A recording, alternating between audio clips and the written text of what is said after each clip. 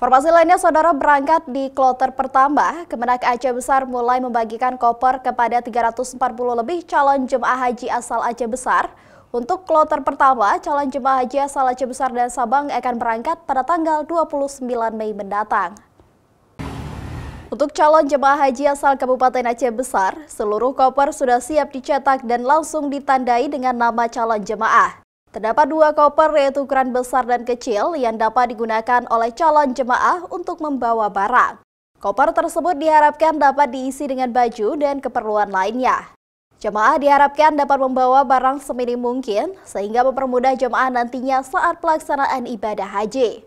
Adapun dari 340 lebih calon jemaah haji asal Aceh Besar, calon jemaah termuda berusia 19 tahun dan tertua berumur 95 tahun. Hari ini kita bagikan untuk kloter 1 sejumlah 340 sekian koper. Besok untuk kloter 6 ada 48 jumlah jemaah. Dan insya Allah semua koper sudah siap dicetak, sudah ada namanya. Dan semoga kita harapkan dengan cetakan tersebut bisa tahan lama karena memang yang kita cetak dengan akrilik itu. Dan ini tidak lepas, karena apa? Karena emang kalau tahun lalu kita cetak dengan kondisi yang bukan akrilik itu begitu masuk ke pesawat, turun saya udah lepas ya. Ini insya Allah ini sudah ada pengalaman kita cetak dengan yang akrilik, pakai lem yang kuat, insya Allah kan.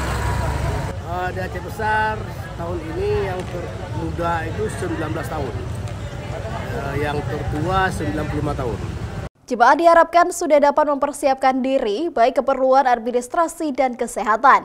Nantinya, jemaah kloter pertama Sabang dan Aceh Besar akan masuk asrama pada 28 Mei dan akan berangkat melalui Bandara Sultan Iskandar Muda Belampintang Aceh Besar pada tanggal 29 Mei pukul 16.45 waktu Indonesia Barat. Syahril, Kompas TV, Aceh Besar.